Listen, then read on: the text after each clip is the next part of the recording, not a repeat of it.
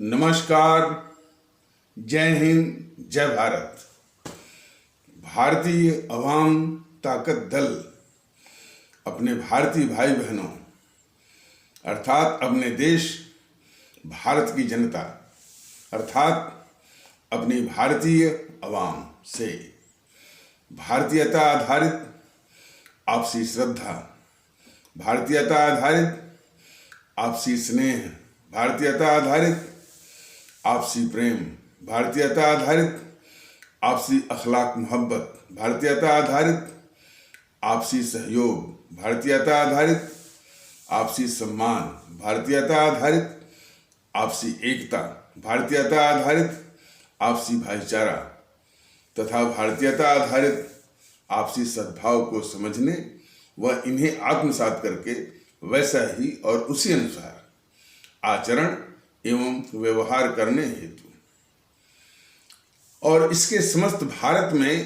प्रचार प्रसार करने हेतु और इसकी अहमियत और महत्व को प्रत्येक देशवासी को समझाकर उसे अपनाते हुए वैसा ही और उसी अनुसार आचरण एवं व्यवहार करने हेतु और प्रत्येक देशवासी को अपना ही भारतीय भाई बहन मानकर, समझकर और अपनाकर उनके साथ वैसा ही और उसी अनुसार आचरण एवं व्यवहार करने हेतु सतत, सदैव और हमेशा अदब के साथ, आदर के साथ अर्ज करता है, विनती करता है। अब थोड़ा जो हमारे जो आम भारतीय भाई बहन हैं और जो गरीब तबके के मजलूम तबके के भारतीय भाई बहन हैं, उनकी भावना क्या है और किस तरीके से व्यवस्थाओं को देखते हैं, राजनीतिक दलों को देखते हैं, उसका एक व्यवहारिक पक्ष अब आप लोगों के सामने मैं प्रस्तुत कर रहा हूं। और मैं सबसे बात करने में हमको आनंद आता है, खास करके हमारे जो आम भारतीय भाई बहन हैं। और मैं तो सभी से ये विनती करता हूँ कि जितने बड़े बड़े विद्वान हैं, आईएएस हैं, फलां, यदि वो रिटायर होते हैं, रिटायर न भी होते हैं, आम भारतीय भाई बहनों से अपना भेष बदल करके यदि वो सेक्रेटरी बन के आएंगे तो वो सेक्रेटरी बन के आएंगे, चीफ सेक्रेटरी बन के आएंगे, कैबिनेट सेक्रेटरी बन के आएंगे, वो यदि उस रूप में आएंगे तो तमाम उनका लाम लश्कर रहता है। तो उसमें आम भारतीय भाई बहन अपनी बात वो कैसे कह पाएगा।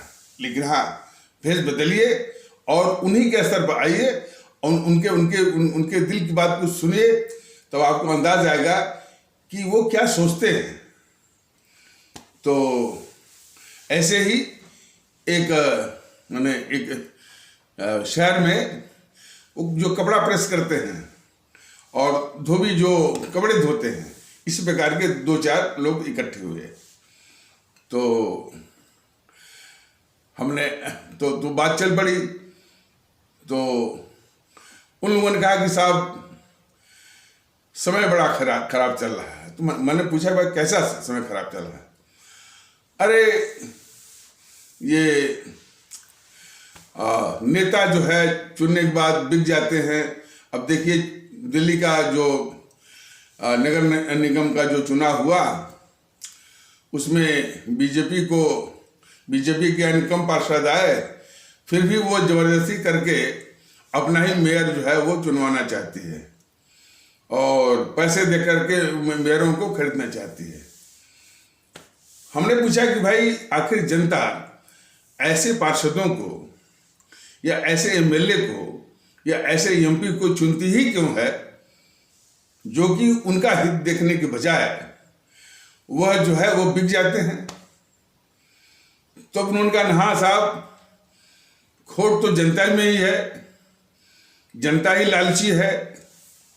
और जब भी ये ग्राम सभा के चुनाव होते हैं, पंचायतों के चुनाव होते हैं, ये जनता अपना सारा चरित्र खो करके पैसे पर, शराब पर, मांस पर बिल्कुल बिकी हुई दिखती है। तब हमने पूछा कि फिर उपाय, तो उनका साहब देश को सुधारना होगा।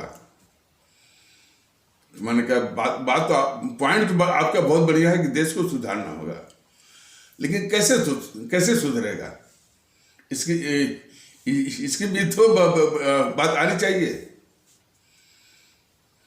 और ऐसा नहीं कि ये चिंता ये पहली बार की गई है, एक ईमानदार चिंता पहली बार की गई है। हमारा ये देश संत महात्माओं सूफी संतों का देश है, और इन महान संतों ने समय समय पर अपनी जनता को उपदेश दिए हैं कि कैसे आप अपना जीवन सुधारेंगे, कैसे सत्य का आचरण करेंगे, अपने मन को पाक और पवित्र रखेंगे, और अपना जीवन जो है शांतिमय, अपना परिवार शांतिमय, अपने समाज को शांतिमय रख पाएंगे। इस तरह के उपदेश जो है देते हुए तमाम संत, तो संतों की ये भूमि रही है हमारी। और इधर 400-500 साल पहले कुछ ऐसे भी संत आए हैं जो कि व्यवहारिक संत हैं। व्यवहारिक संत से मतलब कि जो हमारी जो रोजमर्रा की जो जिंदगी है, जो हमारे मतलब रूटीन लाइफ है, जो दैनिक मेरा जीवन है हम लोगों का, उसी में से उदाहरणों को, वृत्तांतों को, घटनाओं को आधार बना करके एक व्यवहारिक सीख दी है। तो उन व्यवहारिक संतों में सबसे पहले नाम आता है कबीरदास जी का, और इसके बाद नानक जी हैं, रामकृष्ण परमहंस हैं, संत रविदास हैं, और सूफी संत हैं। और इन्हीं संतों के बराबर कुछ और माने संत कवि भी रहे हैं, जैसे रहीमदास, तुलसीदास और रसखान इत्यादि, इस तरह के। तो जैसे कबीरदास हैं, उन्होंने मनुष्य के जीवन में कैसे उनका आचरण, उनका व्यवहार, उनकी सोच पवित्र हो जाए, उसका एक तरीका उन्होंने बताया था कि सांझ बराबर तप नहीं, झूठ बराबर पाप, जाके हृदय साच है ताके हृदय आप।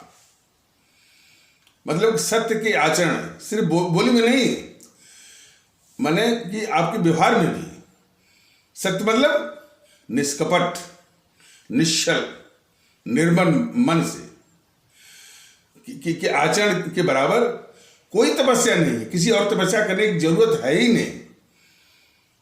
यानी निश्चल मन हो, निष्कपट मन हो, और निर्मल मन हो, और उसी के अनुसार व्यवहार हो, तो इसके बराबर कोई तपस्या नहीं। और दूसरी ओर झूठ बराबर पाप, माने सांझ बराबर तप नहीं, झूठ बराबर, और झूठ के बराबर कोई पाप नहीं है। इसीलिए जाके हृदय साच है ताके हृदय आप, मतलब कि जिसके हृदय में निर्मलता है, निश्चलता है, निष्कपट है, निर्मल व्यवहार है, तो उसी के हृदय में ईश्वर का वास होता है। काफी लोग कहते हैं कि ईश्वर मेरे मन में बसे, तो यदि ईश्वर को मन में बसाना है तो कबीरदास के उपदेश के शब्दों को याद करिए, उसका पालन करिए, सत्य का आचरण करिए, और झूठ को कोसों दूर रखिए। लेकिन जितनी भी राजनीतिक पार्टियां हैं, हर पल वो झूठ ही बोलती हैं। वो कितनी बड़ी पापी हैं सब। कबीरदास की अवधारणा के अनुसार महापापी हैं, और इन महापापियों को हम अपना खुदा बनाकर भेजते हैं कि ये हमारे हितों की रक्षा करेंगे। तो ये सबसे बड़ा अपराध हमसे आपसे हो रहा है। और दूसरी, अच्छा, ज्यादा आप ज्ञान इकट्ठा करते हैं वो किसी मायने में ठीक है, लोग काफी ज्ञान इकट्ठा करते हैं। पुराने जमाने में तमाम शास्त्र पढ़ गए, वेद पढ़ गए, पुराण पढ़ गए, शास्त्रार्थ कर रहे हैं, अपने अपने अपने ज्ञान के अहंकार का प्रदर्शन कर रहे हैं। उस पर कबीरदास का स्पष्ट कहना है कि भाई आप पोथी पर पोथी पढ़े पढ़े चले जा रहे हैं, तमाम वेदों को रट लिया है, पुराणों को रट लिया है, इससे कोई मतलब नहीं, वो सार्थक नहीं है। तो इसीलिए उन्होंने कहा कि पोथी पढ़ पढ़ जग मुआ, अब पंडित भयान को। तमाम पोथी पढ़ने के बाद भी आप ज्ञानी नहीं हो सकते। जो जिस ज्ञानी की इस समाज को आवश्यकता है वो आप नहीं हो सकते। क्यों? उन्होंने कहा 2.5 अक्षर प्रेम का, पढ़े सो पंडित हो। जो 2.5 अक्षर प्रेम का है उसी को पढ़िए, उसी को अपने मन में समाहित करिए और उसी का आचरण करिए, प्रेम का। और सबसे प्रेम कि सभी खुदा के ही बंदे हैं, कोई भेद नहीं और कोई विभेद नहीं, कोई फर्क नहीं। तो इसीलिए जो है ज्यादा ज्ञान पर, ज्यादा ज्ञान को कबीरदास जैसे महान संतों ने उसको महत्व नहीं दिया है। और इसी के समानांतर विचार हमारे रामकृष्ण परमहंस जी का भी रहा है और नानक जी का भी रहा है कि तमाम पोथी जो है वो पढ़ने से कोई लाभ नहीं, थोड़ा ही पढ़िए लेकिन उसको जीवन में उतारने की कोशिश करिए। उससे आपका भला, आपके परिवार का भला, आपके समाज का भला और आपके देश का भला होगा। अब जरा देखिए, कुछ लोग ज्यादा ज्ञानवान हो गए हैं, जैसे हिमांशु त्रिवेदी, ज्ञान पर ज्ञान का अहंकार का भौंडा प्रदर्शन कर रहे हैं।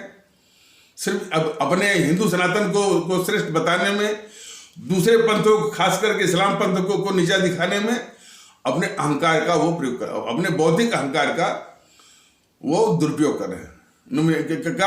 मैंने बौद्धिक अहंकार के सहारे इस तरह की गतिविधि वो चला रहे हैं।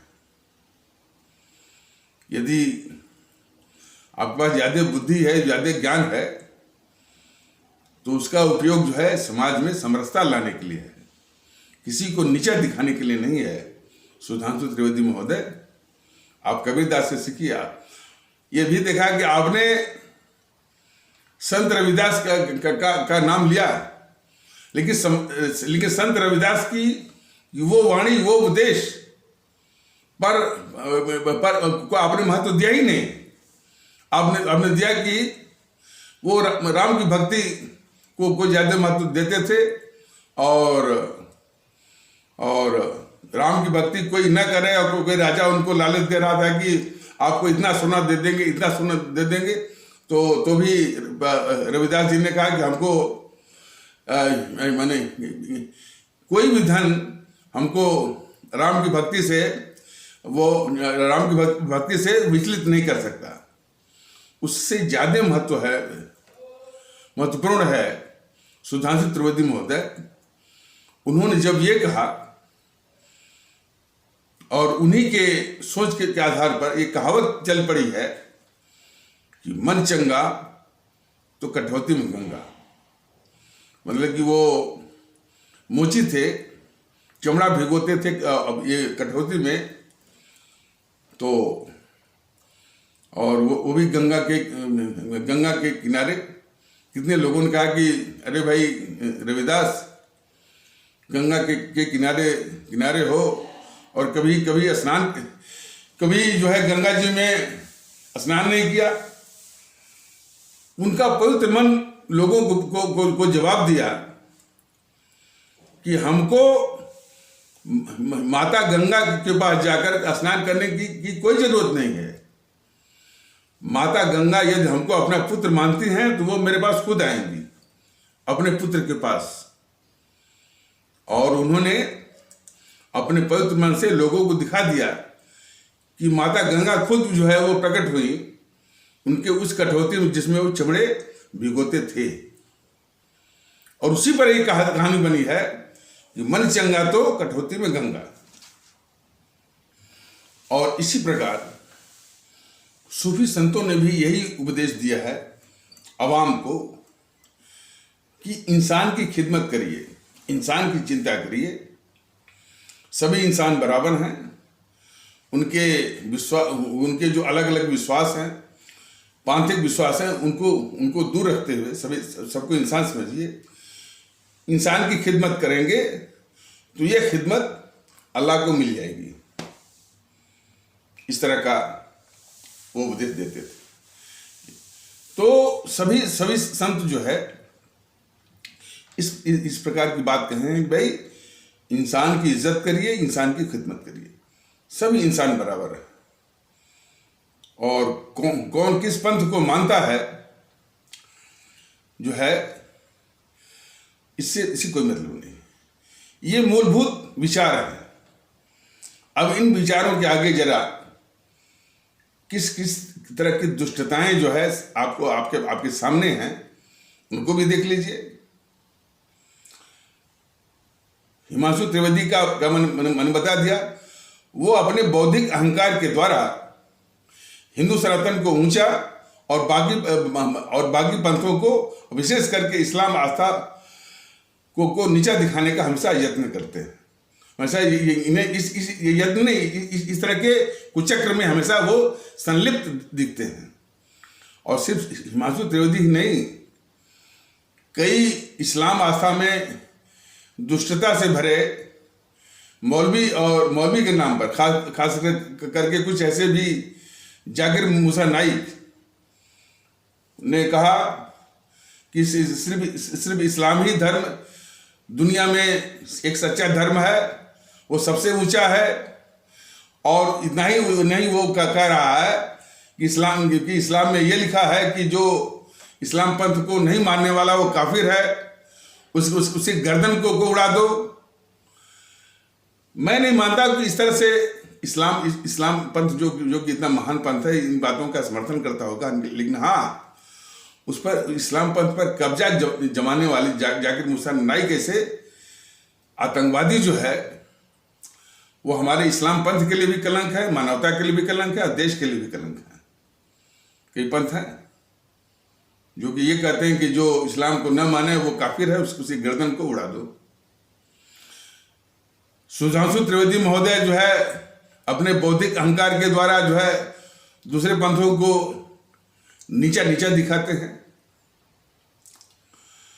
और इस प्रकार जो है जो ये गद्दार राहुल गांधी जब यात्रा शुरू किया था भारत जोड़ो वाला, तो उसको ऐसा कोई पादरी मिला था, कह रहा था कि सिर्फ ईसाई पंथ ही वास्तविक है और बाकी पंथ, और खास करके उसने हिंदू सनातन आस्था पर काफी जो है अभद्र टिप्पणी की थी। तो ऐसे तत्वों को जो कि अपने पंथ को श्रेष्ठतर बताते हैं, मानवता के महत्व को जो है वह हीन करते हैं, उसको डिबंग करते हैं, ऐसे तत्वों को कुचलने की आवश्यकता है। जब तक उनको कुचला नहीं जाएगा तब तक इस तरह की प्रवृत्तियों पर अंकुश नहीं लगेगा। भारतीय जनता दल स्पष्ट कह रहा है। इसीलिए हमारे देश में अलग अलग विश्वास के रहने वाले हैं, इसमें साझी सोच की आवश्यकता है, गंगा जमुनी तहजीब की आवश्यकता है। न तो जाकिर मूसा नाइक की आवश्यकता है, न तो सुधांशु त्रिवेदी जैसे लोगों की आवश्यकता है, न तो पुष्पेंद्र कुशवाहा जैसे लोगों की आवश्यकता है, न तो यति नरसिम्हानंद सरस्वती जैसे लोगों की आवश्यकता है, न तो तौकीर रजा और शफीकुर रहमान वर्ग जैसे लोगों की आवश्यकता है, न तो वामन मिश्रम जैसे लोगों की आवश्यकता है, न तो चंद्रशेखर रावण जैसे लोगों की आवश्यकता है, न तो प्रकाश अंबेडकर या राजरत्न अंबेडकर जैसे लोगों की आवश्यकता है। ऐसे तत्वों को कुचलने की आवश्यकता है। तो आ जाइए, जो हमारे एक मजलूम भाई थे जो कि प्रेस का काम करते थे, यानी जो कपड़ों में इस्त्री करते हैं, प्रेस करते हैं और धोबी, तो उन्हीं में से कह रहे साहब देश को सुधरना चाहिए। तो हम तो वो सुधरना चाहिए। और उन्होंने फिर जनता की क्या सोच है, जनता की क्या प्रवृत्ति है, कैसे लोगों को चुनती है, इस पर भी वो चिंता जताए, लेकिन समाधान पर वो मैंने कुछ उनका विचार, स्पष्ट विचार नहीं बन रहा था। तो हमने बताया कि कुछ संत ऐसे तो हुए, लेकिन उन संतों की बात कितने लोग मानते हैं और कितने लोग।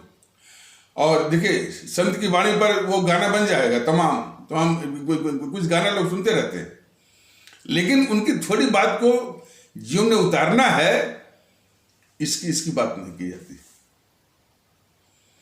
लेकिन भारतीय जनता दल और मैं स्पष्ट रूप से मानते हैं कि यदि समाज में सुख शांति लानी है, समरसता लानी है, गंगा जमुनी तहजीब लानी है, तो कबीरदास, नानक जी, रामकृष्ण परमहंस, सूफी संत, रविदास, इनके उपदेशों को अपनाना ही पड़ेगा। और फिर जिन अमर शहीदों ने इस देश को सर्वोच्च माना और अपने देश को सर्वोच्च मानते हुए अपना सर्वोच्च बलिदान दिया, प्राणों की आहुति, अपना सर्वस्व के साथ अपने प्राणों की आहुति समेत भारत माता की बल वेदी पर न्यौछावर किया, और जिनकी बदौलत हमारे देश को आजादी मिली। देखिए, ये बीजेपी वालों की जरा दुष्टता जरा देखिए कि ये कांग्रेस वाले तो ढिढोरा पीटते कि हमने आजादी की लड़ाई लड़ी, हमने आजादी की लड़ाई लड़ी। भारतीय जनता दल जो है, उनके इस झूठा और मैंने झूठे दुष्प्रचार का कि असलियत जनता के सामने रख रहा है कि इस कांग्रेस ने आजादी की लड़ाई नहीं लड़ी। कांग्रेस जो है आजादी की लड़ाई का मुखौटा पहन करके इस मुल्क के साथ गद्दारी की, अंग्रेजी सरकार की मुखबिर बनी रही, उसकी दलाल बनी रही, उसकी चमचा बनी रही। उसके कई राष्ट्रीय अध्यक्ष जो है वो उस समय अंग्रेजी सरकार, मतलब जो ब्रिटेन में थी, उसकी जो मुखिया थी महारानी, उसके प्रति वफादारी की कस्में घुटने टेक करके कस्में खाए थे। तो हमारे दुश्मन के प्रति वफादारी की कस्में जिस पार्टी के राष्ट्रीय अध्यक्ष घुटने टेक करके कस्में खा रहे हैं, वो पार्टी कह रही है कि हमने आजादी की लड़ाई लड़ी। उसके चार राष्ट्रीय अध्यक्ष, और उसका एक अध्यक्ष बना था विलियम विडेनबर्ग 1889 में, 1 साल के लिए। फिर वो चला गया इंग्लैंड में वो ब्रिटेन के संसदीय चुनाव में भाग लिया, ब्रिटेन का सांसद हो गया। फिर वो जो महारानी विक्टोरिया के सचिव रहा, यानी विक्टोरिया का चमचा रहा। वही विलियम विडेनबर्ग फिर दोबारा इसी कांग्रेस का, जो कांग्रेस कहती है कि हमने आजादी की लड़ाई लड़ी, उसका फिर वो अध्यक्ष बन गया। तो जो अंग्रेजी सरकार का चमचा रहा, अंग्रेजी सरकार का रक्षक रहा, वो जो है कांग्रेस के अध्यक्ष बनते गए। तो हमारे देश के लोग बिल्कुल जाने कि ये जो है कांग्रेस जो है माने कितने झूठ का वो सहारा ले रही है। और जिस गांधी की बात ये सब करते हैं, गांधी वो कैसे लाया गया? जब बंगाल का विभाजन हुआ, बंग भंग, पार्टीशन ऑफ बंगाल, वो क्यों हुआ? हिंदू मुस्लिम एकता को तोड़ने के लिए अंग्रेजों ने बंग भंग किया था। भारतीय जनता दल ने यह भी स्पष्ट किया है। देखिए, ये जितने भी वीडियो जारी किए जा रहा है भारतीय जनता दल के द्वारा, यह देश के लिए बहुत बेशकीमती है। तो अपने भारतीय भाई बहनों से ये निवेदन है कि इसको सब्सक्राइब करिए, इसको शेयर करके आगे बढ़ाइए और इसकी जागृति लाइए। भारतीय जनता दल सिर्फ भारतीयता के लौ को अलग को जगाने के लिए ये निवेदन करता है। तो उसने बताया था कि मैंने एकता को तोड़ने के लिए में, और इसके पहले भी बताया गया था, और ये मैंने बहुत आवश्यक सामान्य सी बात है कि हमारे देश में भारतीय एकता की जो मेरुदंड है, जो स्पाइनल कार्ड है, जो रीढ़ की हड्डी है, वो है हिंदू मुस्लिम एकता। माने हिंदू सनातन आस्था वाले भारतीय भाई बहनों और इस्लाम आस्था वाले भारतीय भाई बहनों के बीच की एकता या हिंदू मुस्लिम एकता, वो हमारे भारतीय एकता की मेरुदंड है, रीढ़ की हड्डी है, स्पाइनल कॉर्ड है। तो ये जितने भी हमारे देश के जो दुश्मन हैं, वो हिंदू मुस्लिम एकता को माने सदैव तोड़ करके रखना चाहते हैं। और हिंदू मुस्लिम एकता को तोड़ने के लिए अंग्रेज, चूंकि 1857 की हमारी जो प्रथम वो क्रांति थी, उससे अंग्रेजों को ये पता चल गया कि उसके शासन को उखाड़ने वाली जो सबसे बड़ा कारक है हिंदू मुस्लिम एकता। इसलिए हिंदू मुस्लिम एकता को तोड़ करके रखना है। यह अंग्रेजी सरकार का एक अविभाज्य, ये अंग्रेजी सरकार की नीति का, पॉलिसी का एक अविभाज्य अंग बन गया, इनएलिएनेबल उसका एक पार्ट हो गया कि हिंदू मुस्लिम एकता को तोड़ के रखना। इसलिए उसने 5 संस्थाएं बनवाई इन अंग्रेजों ने। सबसे पहले कांग्रेस को अंग्रेज सरकार ने किसी अंग्रेज के द्वारा ही, एओ ह्यूम के द्वारा स्थापित करवाया 1885 में, सिर्फ हिंदू मुस्लिम एकता को तोड़ने के लिए। दूसरी संस्था मुस्लिम लीग 1906 में, वो हिंदू मुस्लिम एकता को तोड़ने के लिए। तीसरी संस्था 1920 में, यानी वामपंथियों को स्थापित करवाया भारत में 1920 में, हिंदू मुस्लिम एकता को तोड़ने के लिए। और 1922 में हिंदू महासभा, और जो कि इसमें बन गया है विश्व हिंदू परिषद, वो भी हिंदू मुस्लिम एकता को तोड़ने के लिए।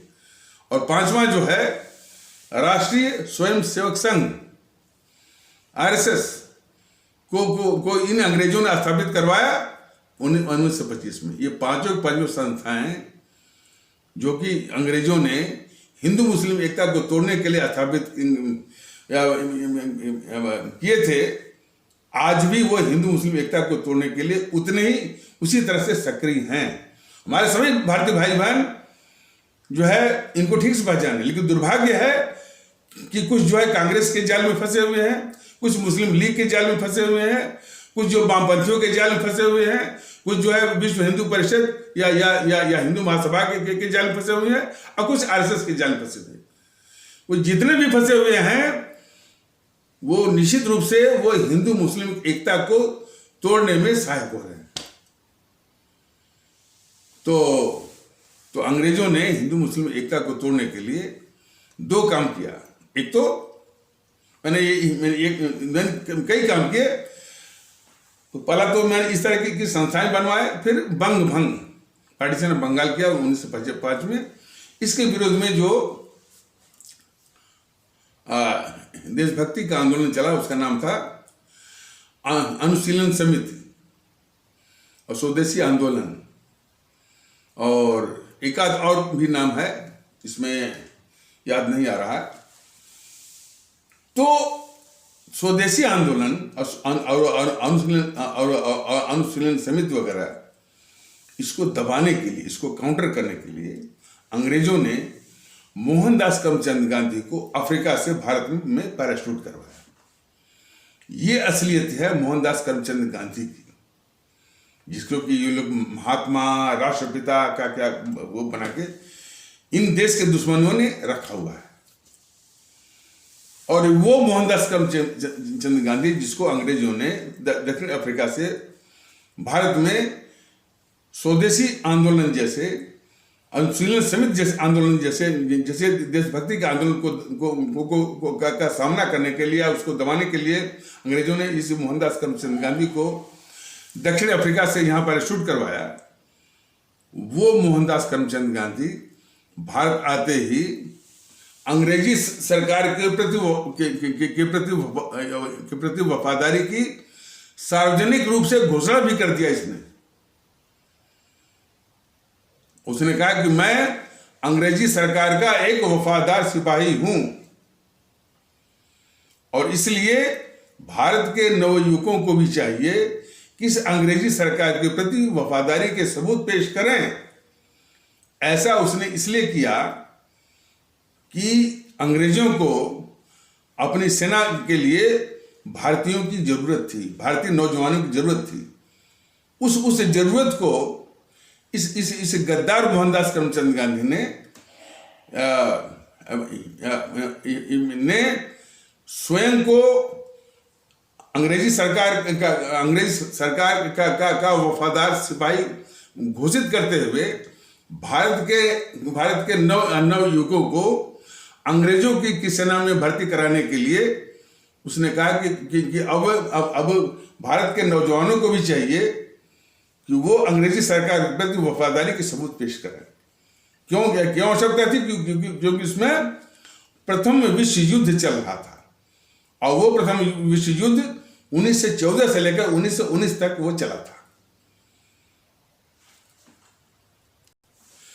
तो उस वक्त अंग्रेजी सरकार अपने चमचों को, जो इस तरह की जो मोहनदास करमचंद गांधी जैसी चमचागिरी किया, वफादारी दिखाया, उनको कुछ खिताब दिया करते थे।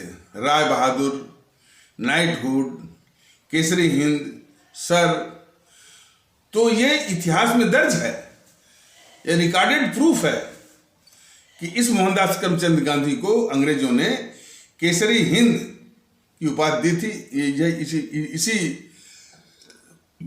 इसी काम के लिए, जो कि इसने भारतीय नौजवानों को अंग्रेजी सेना में प्रथम विश्व युद्ध के लिए भर्ती करवाया था। तो यही तो सवाल है, जिन अंग्रेजों को भगाने के लिए भारत से हमारे देश के 7 लाख भारतीय भाई बहनों ने अपने प्राणों की आहुति दी, प्राणों का बलिदान दिया, उसी अंग्रेजी सरकार के प्रति वफादारी दिखाते हुए ये मोहनदास करमचंद गांधी ने भारतीयों को अंग्रेजी सेना में भर्ती करवाता है। हमारे देश के भारतीय भाई बहन भी इस तथ्य के परिप्रेक्ष्य में यह फैसला करें कि ये मोहनदास करमचंद गांधी किस स्तर का ये गद्दार है। और इतने बड़े गद्दार को ये सब जो है बना के रखे हैं कि महात्मा है, और उसको बीजेपी वाले भी पूज रहे हैं। बीजेपी वाले भी इस गद्दार मोहनदास करमचंद गांधी की पूजा कर रहे हैं और हर वक्त जो है सांप्रदायिक ताकतों का समर्थक रहा है ये मोहनदास करमचंद गांधी। मोपला में जो सांप्रदायिक हिंसा हुई, तो यानी सांप्रदायिक जो हिंसक तत्वों का इसने बचाव किया इस मोहनदास करमचंद गांधी ने।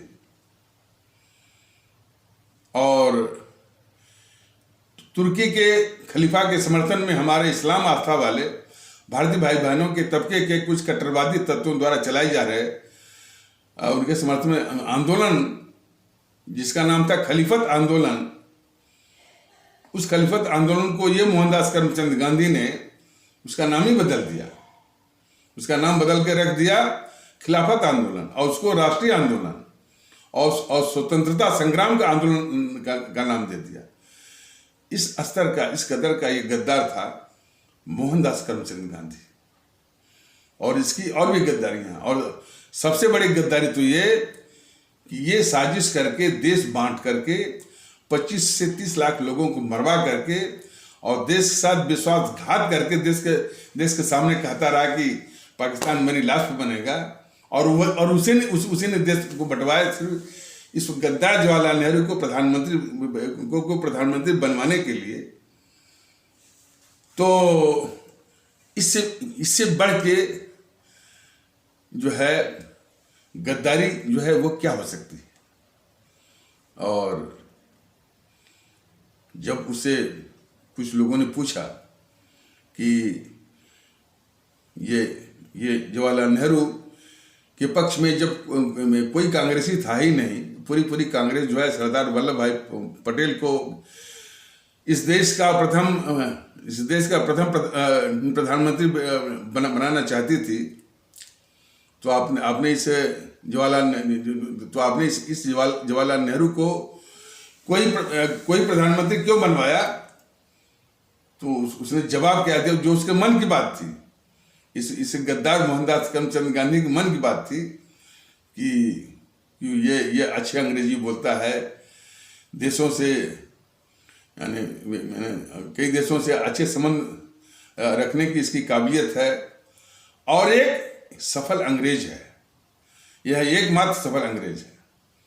तो हमारे भारतीय भाई बहन फिर ये समझें, फिर ये फैसला करें और बड़े गौर से इसको देखें कि जिन अंग्रेजों को भगाने के लिए हमारे 7 लाख भारतीय भाई बहनों ने अपने प्राण दिए, प्राणों की आहुति दिए, और फिर आजादी के नाम पर ये गद्दार मोहनदास करमचंद गांधी फिर जवाहरलाल नेहरू के रूप में एक दूसरा अंग्रेज ये बिठा गया। तो इससे बड़ा गद्दार जो है कौन हो सकता है, ये हमारे खुद अपने आदरणीय भारतीय भाई बहन जरा समझें। तो जरा इसको समझिए कि इस तरह से ये सब मैंने इन सबों ने आजादी की लड़ाई का मुखौटा पहन करके कैसे देश के साथ इन सबों ने गद्दारी की, और वो उसके तथ्य के कुछ नमूने भारतीय जनता दल अपनी आवाम के सामने रख रहा है। अब ये वीडियो का प्रसार होने में अभी उतनी तेजी नहीं आई है, लेकिन तेजी लाने की जरूरत है। तो इसी झूठ को कांग्रेस जो है भुनाती रहे कि हमने आजादी की लड़ाई लड़ी, हमने आजादी की लड़ाई लड़ी। गांधी ने जो है वो डंडी से जो है वो अपनी लाठी से जो अंग्रेजों को भगा दिया, दे दी हमें आजादी बिना खड्ग बिना ढाल, साबरमती के संतों ने कर दिया कमाल। ये गाना जो है पूरा जो है उसको वो घुमाया गया, लोगों के दिमाग में ठूसा गया। कितना बड़ा झूठ। अब उस झूठ को ये राष्ट्रवादी बीजेपी वाले उसका पर्दाफाश करने के बजाय कैसे उस कांग्रेस के झूठे दुष्प्रचार को किस तरह से और उसको मजबूत करते हैं, माने इनडायरेक्टली या अपरोक्ष रूप से। इसको भी देखिए, सुधांशु त्रिवेदी कहता है कि आजादी की लड़ाई में सबका हाथ था। अमित शाह महोदय बोलते हैं कि आजादी की जंग में कांग्रेस का भी हाथ था, जबकि तथ्य बताते हैं कि आजादी की लड़ाई में हाथ होना तो बहुत दूर की कौड़ी। यह इस मुल्क के साथ गद्दारी करते रहे, अंग्रेजी सरकार के दलाल थे, दलाली करते रहे। इसके तमाम प्रमाण हैं, जितना मैंने अभी बताया, इसके अलावा भी, और उसकी चमचागिरी करते रहे। उसको ये सब बोलते रहे कि आजादी की लड़ाई लड़े। बीजेपी वाले कह रहे हैं कि कांग्रेस का भी हाथ है, सबका हाथ है। तो बीजेपी वाले भी इनडायरेक्टली अपरोक्ष रूप से कांग्रेस के उस झूठ को बल दे रहे हैं, एम्फसाइज कर रहे हैं, जो उसने दुष्प्रचार किया हुआ है कि आजादी की लड़ाई बस उसने ही लड़ी।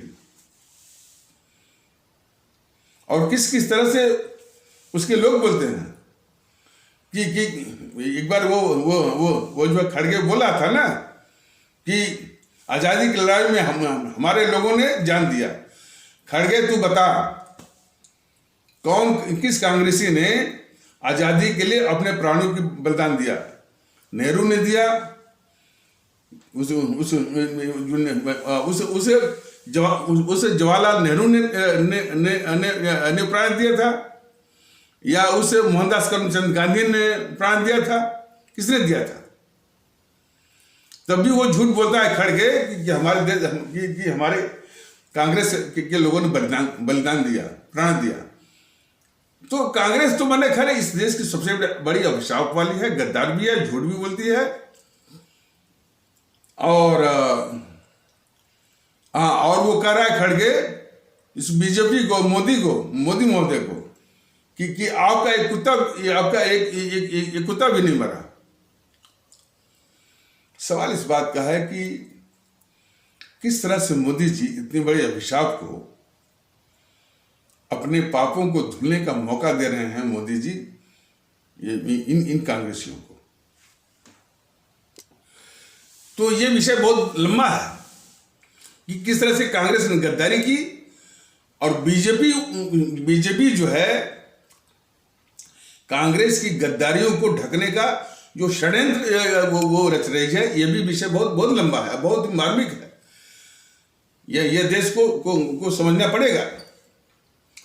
तो आ जाइए, जो हमारे आम भारतीय थे, मजलूम भारतीय थे, जो कि धोबी थे, कपड़े वपड़े प्रेस करते थे, तो उनका ये कहना था कि देश को सुधारना चाहिए।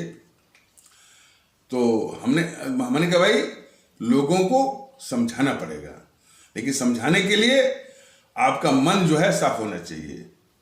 और मन साफ होने का जो पहला प्रमाण ये है कि अहंकार रहित और बराबरी का रिश्ता लेके आइए। बराबरी के रिश्ते के साथ,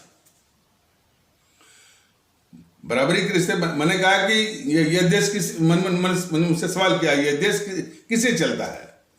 गीता से चलता है, कि रामायण से चलता है, कि वेद से चलता है, कि महाभारत से चलता है, कि मनुस्मृति से चलता है, कि कुरान से चलता है, कि बाइबल से चलता है, कि गुरु ग्रंथ साहिब से चलता है? तो उन्होंने कहा नहीं साहब, ये देश तो कानून से चलता है। बिल्कुल सही। वो कानून जो है भारत के संविधान के अंतर्गत जो कानून बनाए गए हैं उनके द्वारा चलता है। बात सही है। लेकिन तभी भी बराबर तभी वो रामायण गीता फलाने ढेकाने हिंदू सनातन के रट जो है हमेशा लगाए सब रहते हैं। सब इतने इस देश के खतरनाक तत्व हैं बीजेपी वाले। तो बताया गया कि भाई, और उसी संविधान में कहा है, वही भारत का संविधान जिसके आधार पर यह देश चलता है, उसके संस्थाएं जो है उसके प्रति यानी प्रतिबद्ध हैं और प्रतिबद्धता की कस्में भी सब खाते रहते हैं। तो वही भारत का संविधान ये कहता है कि इस हमारे संवैधानिक परिवेश में, देश में हम हिंदू नहीं हैं, ना तो हम मुस्लिम हैं, और ना तो हम ईसाई हैं, ना तो हम सिख हैं, और भी पारसी वगैरह बिल्कुल नहीं है। हम सिर्फ भारतीय हैं। ये सब हिंदू और इस्लाम जो है आपकी आस्था का सवाल है, और ये पंथ में आस्था है, और वो आस्था जो है हमारे राष्ट्रीय जीवन, भारतीय जीवन, सामूहिक जीवन से इसका कुछ भी लेना देना बिल्कुल नहीं है।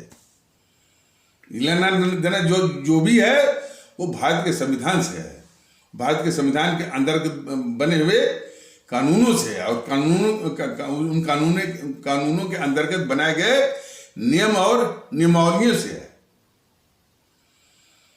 तो न तो हिंदू सनातन से है, न तो इस्लाम से है।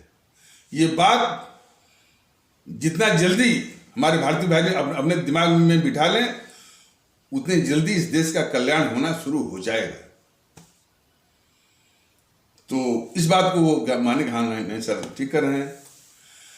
तो फिर उसी पर आ गया कि ये बीजेपी जो है वो दिल्ली के पार्षदों को खरीद रही है 80-80 लाख रुपया दे करके। तो मैंने कहा भाई, ऐसे जनता ऐसे पार्षदों के एमएलए या एमपी को चुनती ही क्यों है जो कि जनता के हित की बात करने के बजाय वो बिक जाते हैं।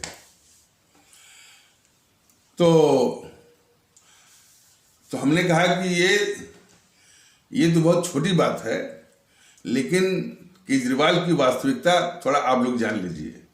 और केजरीवाल की वास्तविकता जानने के पहले जरा बताइए कि देश का महत्व तो आप समझते होंगे, माने देश है तभी हम हैं, देश है तभी हम हैं, इसलिए देश का महत्व सबसे ऊपर है। हाँ, सब आप बिल्कुल सही करें, देश तो देश ही है और सबसे ऊपर है। और अब जब देश सबसे ऊपर है, एक आम भारतीय भाई बहन की नजरों में, एक मजलूम भारतीय भाई बहन की नजरों में, तो हमने उनसे पूछा कि ये कोई घर के अंदर नहीं, लुका छिपी नहीं, माने आड़ में नहीं, परोक्ष रूप से नहीं, सरेआम छाती तान करके, वो भी जवाहरलाल नेहरू विश्वविद्यालय के प्रांगण से कहा है कि भारत तेरे टुकड़े होंगे और इस भारत की बर्बादी तक जंग जारी रहेगी। ऐसा कहने वाले को आप क्या कहेंगे कि नहीं साहब, ये तो बहुत बड़ी गलती है, बल्कि बहुत बड़ी गद्दारी है। और इसका समर्थक है ये केजरीवाल। तो उन्होंने तुरंत कहा कि ये बीजेपी तो बोलती ही नहीं है, बीजेपी कभी नहीं बोलती है कि ये गद्दारी केजरीवाल करता है, कि भारत तेरे टुकड़े होंगे, भारत की बर्बादी तक जंग जारी रहेगी। इतना खतरनाक नारा दिलाने वाले कन्हैया कुमार का समर्थक है ये केजरीवाल। ये मैंने वो जो धोबी कहे जाने वाले भारतीय भाई थे, दो चार लोग और थे, मैंने पहले कहा कि ऐसी सोच जो है ये नमूना है। तो उनकी तुरंत प्रतिक्रिया आई, यह कभी भी बीजेपी वाले नहीं कहते हैं कि केजरीवाल इस स्तर का गद्दार है। बीजेपी वाले कभी नहीं कहते हैं कि इस केजरीवाल का खालिस्तानी आतंकवादियों के साथ संबंध है, कभी नहीं कहते। वो बराबर बोलते हैं शराब का घोटाला, यही सब बोलते हैं। तो उनकी प्रतिक्रिया है कि बीजेपी कभी भी देश के खतरनाक तत्वों को की असलियत कभी भी सामने नहीं लाती। हमने एक बात और बताया कि भाई मोदी जी इस देश के प्रधानमंत्री हैं, वो केंद्र सरकार के मुखिया हैं। जिस संविधान की बात अभी कही जा रही थी, उसी संविधान ने उनको, यदि कोई चुनी हुई सरकार, चाहे केजरीवाल की हो कि किसी की हो, यदि इस तरह की गद्दारी की बात आती है, उसको बर्खास्त करने का उनको अख्तियार है। वो अख्तियार जो है भारत के संविधान ने दिया हुआ है। ये केजरीवाल बराबर देश के साथ गद्दारी कर रहा है। और मोदी जी जिनको इस केजरीवाल सरकार को बर्खास्त करने का अधिकार है, वो मोदी जी इस केजरीवाल से उसको बर्खास्त न करके केजरीवाल से गद्दारी करवा रहे हैं। तो तुरंत वो जो भारतीय भाई थे, धोबी कहे जाने वाले, कहें तब तो मोदी भी गद्दार हैं, बल्कि आप समझ लीजिए। लेकिन मोदी जी कहते हैं कि हम तो, मैंने उनसे कहा, लेकिन मोदी जी कहते हैं कि हम तो राष्ट्रवादी हैं। तो वो भारतीय भाई बोले, भाई कि कैसा राष्ट्रवादी? जो गद्दारों को पाले वो राष्ट्रवादी, वो तो गद्दार है।